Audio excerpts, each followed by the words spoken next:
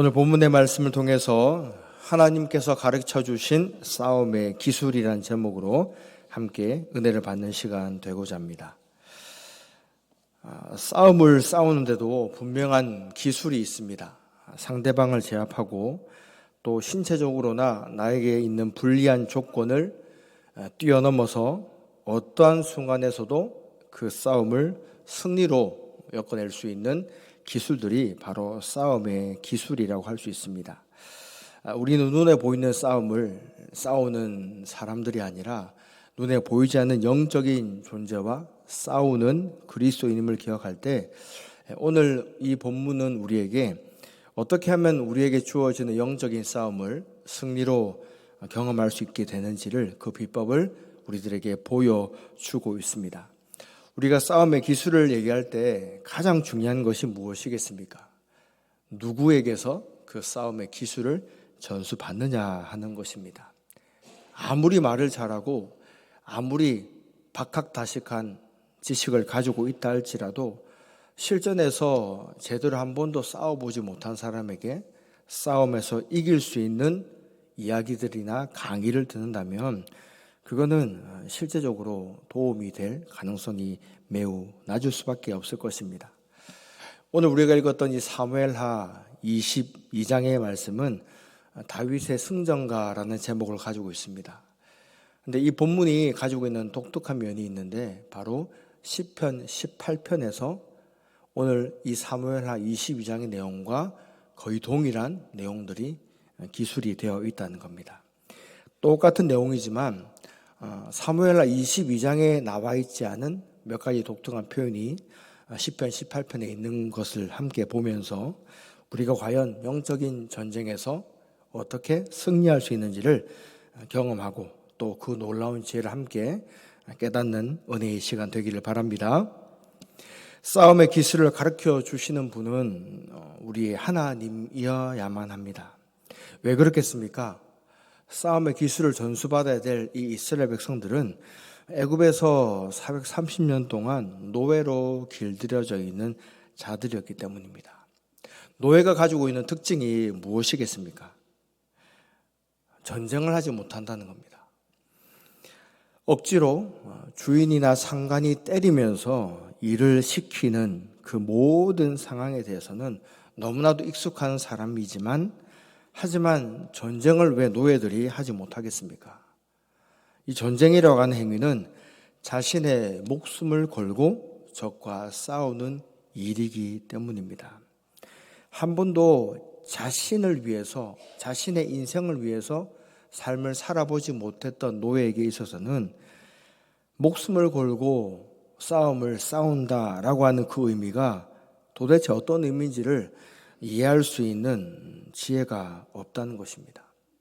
더군다나 오늘 본문에서 우리가 마주하는 이스라엘 백성들은 노예 근성에서 벗어나지 못한 사람들이었습니다. 무엇보다도 하나님께서는 이스라엘 백성들을 출애굽시킨 이후에 가나안 땅으로 인도하기 위해서 가장 싸움과 전쟁에 적합한 그리스도의 군사로 그렇게 훈련을 시켜야 되는데 지금 거기에 대한 이 싸움에 대한 개념조차 없는 사람들이 바로 이 이스라엘 백성들이었다는 것입니다. 특별히 성경에서는 하나님 앞에서 아주 뛰어난 장수로 다윗이라고 하는 이 사람을 많은 성경에서 언급을 하고 있습니다.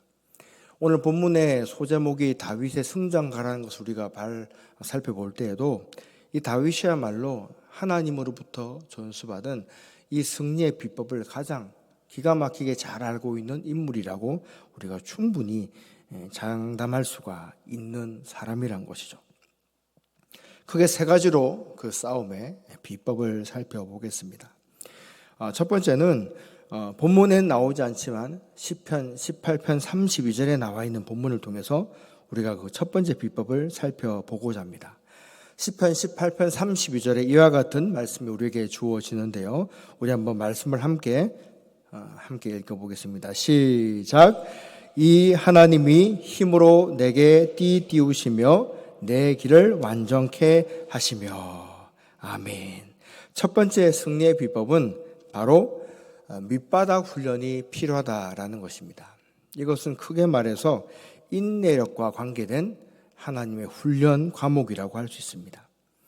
우리가 읽었던 시편 18편 32절에 나와 있는 표현을 보면은 띠를 띄운다라는 표현이 있는데, 이것은 이제 본격적으로 전쟁이 시작된다는 것을 담고 있는 이야기라고 할 수 있습니다. 출애굽한 이스라엘 백성들, 광야에서 참혹한 훈련들을 참 많이 치러내었습니다. 하나님께서 내려주시는 그 만나를 먹지 않고서는 허기를 해결할 수 있는 방법이 없었습니다. 낮에는 구름 기둥을 바라보아야 됐고, 밤에는 불기둥을 보면서 그들의 갈 길을 인도하시는 하나님에게서 결코 그들의 눈길을 뗄 수가 없었습니다. 밝든지 어둡든지 모든 환경 속에서 끊임없이 하나님만 뚫어지게 바라보는 연습, 그것을 해내야만 됐던 장소가 바로 광야 길이었다는 것입니다. 충분히 몇 날 며칠 걸리지 않고서도 가나안으로 갈 수 있는 지름길이 있었음에도 불구하고 하나님께서는 왜 이들을 40년 동안 광야의 길을 돌고 돌게 만드신 것이겠습니까?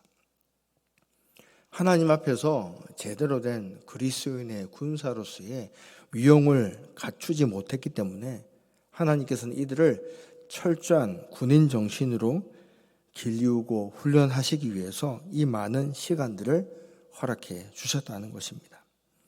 백성들은 애굽에서는 상상조차 할 수 없었던 일들을 경험해야만 됐었고, 그것을 통해서 이들의 생각과 또 여러 가지 삶의 모습과 습관들이 바뀌게 되었습니다. 그 결과는 어떻게 되었습니까? 노예 근성에 젖어 있었던 이스라엘 백성들, 그 1세대는 결국은 하나님을 원망하는 일을 선택하게 되었고, 결과적으로는 가나안 땅에 들어가지 못했습니다. 그리고 이 1세대가 그렇게 애초롭고 한이 없이 가엾게 여겼던 이스라엘의 2세대는 오히려 가나안 땅에서 하나님께서 예비하신 그 싸움을 능히 치러낼 수 있는 군사로 훈련받게 되었습니다. 사람의 눈과 사람의 기대치와는 전혀 다른 모습으로 하나님의 사명을 감당해낼 세대가 완전히 광야의 삶을 통해서 뒤바뀌게 된 것입니다. 이것은 오늘 우리가 하나님 앞에서 우리의 신앙의 모습을 살펴볼 때에도 우리에게는 반드시 밑바닥과 같은 훈련이 필요하다는 것을 우리에게 보여주고 있습니다. 그 밑바닥이 때로는 우리의 자존심을 상하게 하고, 때로는 우리의 모습을 비참하게 만드는 감정들을 그렇게 느끼게 할 때도 있겠지만, 이와 같은 것들을 이겨낼 때에 우리 마음 가운데 영적인 근력들이 생겨나게 된다는 것입니다. 인내력이라고 하는 것은 내가 참을 만한 일, 내가 이 정도는 감내해낼 수 있겠다라고 하는 내가 내 감정과 내 생각에 대해서 한계를 그은 그 상황에서 어떤 일을 경험하는 것이 아닙니다. 도저히 내가 참을 수 없고 내가 이것만큼은 내 자존심을 절대로 터치해서는 안 된다고 생각하는 그것까지 건드리게 되는 그 일을 통해서 비로소 인내력이라고 하는 것을 우리가 하나님 앞에서 훈련받게 된다는 것입니다. 혹시나 여러분들이 신앙생활을 하면서 하나님, 내 삶 가운데 이것까지는 하나님 건드리지 마십시오. 이 정도까지는 내가 참아낼 수 있지만 그 이상은 저는 못 참겠습니다. 만약에 이와 같은 생각이나 어떤 경계선에 있다면은 그것이 바로 하나님 앞에서 우리의 인내력을 키우고 훈련시키기 위한 하나님의 또 다른 과정임을 지혜로 깨닫는 은혜가 있기를 간절히 바랍니다. 두 번째로 우리가 볼 수 있는 하나님의 훈련 과목은 무엇입니까? 34절과 37절에서 볼 수 있는데, 내 발을 이끌어 가신다라는 것입니다. 이것은 내 인생의 주도권과 관계된 과목이라고 할 수 있습니다. 첫 번째로 34절을 보면은 암사슴에 발갖게 하신다라고 이야기를 합니다. 높은 바위 위를 재빠르고 사뿐하게 넘나드는 이 암사슴의 모습을 여러분 한번 생각해 보시기 바랍니다. 사람의 눈에는 그저 바위 위를 거침없이 달리고 뛰노는 것처럼 보일 것입니다. 하나님의 백성들의 발을 이처럼 단련시킨다는 것은 어떤 의미를 담고 있겠습니까? 하나님이 아닌 다른 인간관계에 얽매이지 않는다는 것을 이야기하고 있습니다. 어떤 사람이 이처럼 사람들과의 관계에서 자유할 수가 있겠습니까? 바로 인생의 밑바닥까지 내려가 본 사람이라는 겁니다. 밑바닥을 쳐본 인생은 사람의 도움이 얼마나 부질없는지를 뼈저리게 느껴본 사람입니다. 그래서 더 이상 하나님을 두려워하지 않게 된다는 것이죠. 나의 도움은, 내 인생의 유일한 조력자는 바로 하나님밖에 없음을 온몸으로 고백하는 인생이라는 겁니다. 누가복음 14장 26절에서는 우리 하나님을 믿고 또 예수님을 따르는 인생들이 어떠한 마음가짐으로 하나님을 따라야 되는지를 분명하게 우리에게 보여주고 있습니다. 누가복음 14장 26절 말씀 함께 읽겠습니다. 시작. 무릇 내게 오는 자가 자기 부모와 처자와 형제와 자매와 더욱이 자기 목숨까지 미워하지 아니하면 능히 내 제자가 되지 못하고. 아멘. 여기서 말하는 부모, 처자, 형제, 자매, 심지어 내 목숨까지 미워해야 된다는 것은 말 그대로 미워하고 사랑하지 말아라는 이야기가 아니고 삶의 우선순위 가운데서 하나님보다도 이것들이 앞서서는 안 된다는 것입니다. 하나님보다도 부모를 더 사랑하고 처자를 더 사랑하고 내 목숨을 더 사랑해서는 그 인생의 주도권이 여전히 하나님에게 주어지지 않은 인생임을 보여주고 있는 것이죠. 저와 여러분들의 삶 가운데 주도권이 누구의 손 안에 달려 있습니까? 주도권이 하나님 손 안에 쥐어진 인생은 영적인 전쟁 가운데 승리를 경험할 수 있지만 여전히 그 주도권이 내 손에 들려주고 내 마음 중심에 놓지 못하고 있는 인생은 그것 때문에 인생의 참패를 경험하게 된다는 사실을 우리가 반드시 기억해야 될 것입니다. 내 발을 이끌어 가시는 하나님의 인도하심은 37절에서 또 다른 표현으로 우리에게 보여지고 있습니다. 바로 발걸음을 넓게 하시고 미끄러지지 않게 하신다는 말씀인데, 발걸음을 넓게 하신다는 것이 어떤 의미겠습니까? 사람이 걸어갈 때의 보폭과 뛰어갈 때의 보폭을 잘 생각해 보면 아마 쉽게 이해가 되실 겁니다. 하나님께서 우리들에게 전쟁에 가장 적합한 발걸음은 달릴 수 있는 발걸음이라고 말씀하십니다. 넓은 발걸음은 걸어가는 발걸음이 아니라 뛰어가는 발걸음이라는 것이죠. 만약에 달려가야 될 상황에서 우리의 보폭을 넓히지 않고 좁게 그렇게 유지한다면 어떤 일이 일어나겠습니까? 넘어지고 맙니다. 내 다리에 스스로 걸리든지 아니면 다른 것들에 걸려서 결국은 넘어지게 된다는 것입니다. 하나님께서 우리의 인생의 속도와 또 가장 정확하고 적합한 것들을 인도하실 때에 하나님께서는 우리의 모습이 결코 하나님이 아닌 다른 것들의 시선을 빼앗기지 않도록 하나님께 주목하게 하시는데, 그것 중에 하나가 무엇입니까? 바로 내 삶의 주도권을 하나님께 내어드리고 내 인생의 주도권을 가지고 계시는 하나님을 향하여서 우리가 걸어가는 것이 아니라 달려가기를 원하신다는 것입니다. 달려가는 인생은 내가 목표로 하고 달려가는 그곳에 초점을 맞추고 있기 때문에 주변의 것들에 넋을 놓고 또 시간을 빼앗기는 선택을 할 수가 없습니다. 하나님 앞에서 주도권은 그만큼 우리 인생의 가장 중요한 부분이고, 싸움을 싸울 때 승리를 경험할 수 있는 아주 중요한 덕목이 된다는 것입니다. 저와 여러분들의 인생이 하나님 손안에 있는 그 주도권을 끊임없이 하나님께 내어드리는 복된 인생 되기를 간절히 부탁드립니다. 세 번째로 볼 것은 바로 35절에서 우리가 발견할 수 있는데요. 노타를 당기게 하신다는 것입니다. 이것은 우리 인생의 집중력과 관계된 이야기입니다.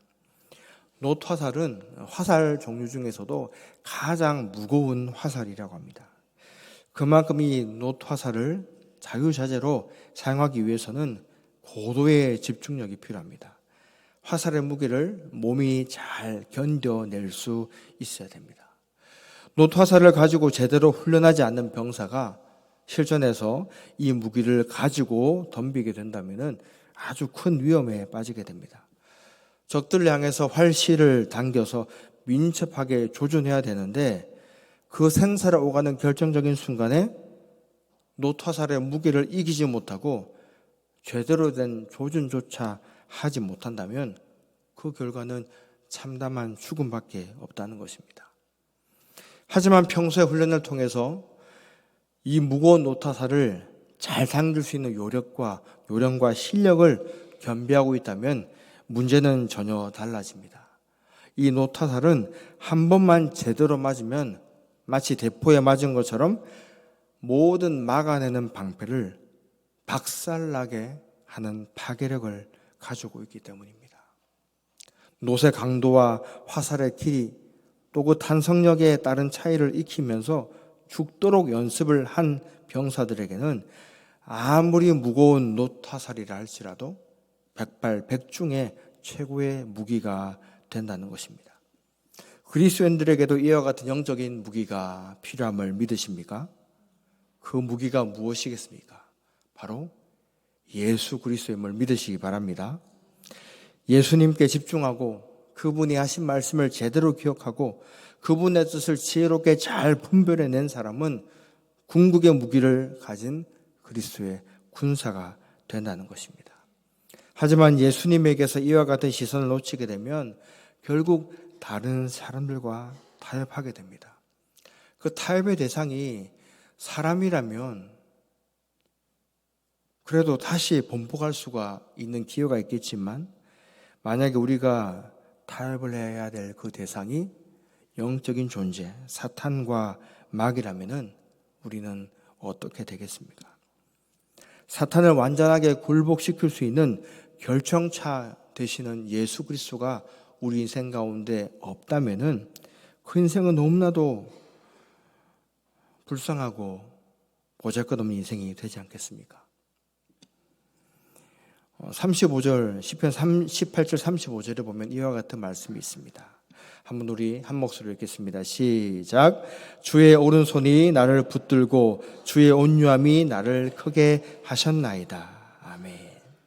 우리가 하나님 앞에서 집중력을 얘기할 때에 성경에서는 온유함이라고 하는 이 단어를 함께 사용하고 있는데 과연 집중력과 온유함이 어떤 상관관계가 있기에 여기에 기록이 된 것이겠습니까? 우리가 온유함이라고 하는 성품을 떠올릴 때 그저 단순하게 순한 성격, 그렇게 많은 사람들에게 모나지 않는 둥글둥글한 성격을 여러분들이 상상할 수가 있습니다. 하지만 성경에서 말하고 있는 온유함이라고 하는 것은 그저 다른 사람들과 갈등이 없고 무리가 없는 성격, 순한 성격만을 의미하는 것이 아닙니다. 목표한 바가 있고 집중해야 될 대상이 있기 때문에 그것을 위해서 모든 것을 참아내는 사람을 성경에서는 온유한 사람이라고 표현하고 있기 때문입니다. 이와 같은 온유함의 정의를 살펴봤을 때 저와 여러분들은 얼마나 온유한 사람이라고 얘기할 수 있겠습니까? 우리의 온유함이 바닥이 난다면은 그것은 우리 인생에 분명히 집중해야 될 목표가 흔들리기 때문은 아니겠습니까? 그 목표가 어디 있는지 향방을 잃어버린 사람에게는 마음의 평정심이 일어날 수가 없을 것입니다. 하나님께서는 우리들에게 영적인 전쟁의 승리를 위해서 집중해라고 말씀하십니다. 그리고 그 집중의 대상은 세상이 아니라 나 자신이 아니라 예수 그리스도 되심을 여러분들이 반드시 기억하시길 바랍니다. 말씀을 맺겠습니다. 우리는 오늘 말씀을 통해서 다윗이 경험한 하나님의 싸움 기술을 살펴보았습니다. 사실 다윗을 처음에 우리가 마주하게 되면은 그에게는 그 어떤 결정타도 없는 연약한 인생처럼 보여집니다. 다윗은 형들에게 따돌림 당한 인생이었고 아버지에게 인정받지 못하는 막내였습니다. 그에 비해 다윗의 형들은 정통적인 엘리트 코스를 밟아서 다윗보다도 신체적으로나 사회적으로나 훨씬 더 가능성이 있어 보이는 인생으로 성경은 묘사하고 있습니다. 다윗은 모든 면에서 뒤처지는 것처럼 보여집니다. 하지만 하나님께서는 다윗을 홀로 두지 않으셨습니다. 그리고 하나님께서는 다윗을 통해서 특별한 방법으로 훈련시키셨습니다. 바로 사람이 아닌 야생 동물을 상대로 싸우는 법을 익히게 하셨다는 것입니다. 사람보다도 훨씬 더 뛰어난 감각을 가지고 있는 이 야생 동물들을 제압하며 훈련한 다윗, 그 누구도 양떼를 기습하고 물어가려는 이리떼의 난폭함을 누를 수 없었지만 다윗은 어릴 때부터 이와 같은 야생 동물과 싸워내면서 나중에는 야생 동물이 가지고 있는 뛰어난 감각 기관을 초월하는 능력을 가지게 됩니다. 이와 같은 능력으로 훈련되고 예비되고 준비되어진 다윗, 사울이 아무리 왕이고 또 싸움을 잘한다고 할지라도 사울 왕이 다윗을 잡을 수 있었겠습니까? 물론 하나님의 특별한 은혜가 함께 했었지만 다윗은 맹수처럼 움직이는 장수였고 그것이 다윗을 훈련시키는 하나님의 방법이었습니다.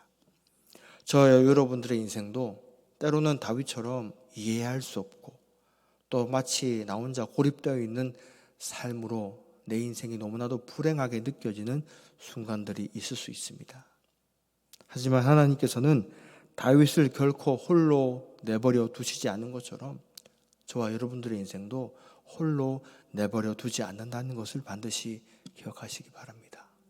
그리고 우리에게 주어진 환경과 인생의 모습은 하나님께서 우리들을 가장 적합한 방법과 가장 확실한 하나님의 때를 따라서 여전히 그분의 신실하심으로 준비시키시고 훈련시키시며 인내하심으로 우리를 하나님이 원하시는 그분의 수준과 때에 이를 때까지 여전히 돌보시고 지키심을 믿음으로 바라보시고 그 하나님을 기대할 수 있는 지혜로운 성도 되시기를 주님의 이름으로 간절히 부탁드립니다.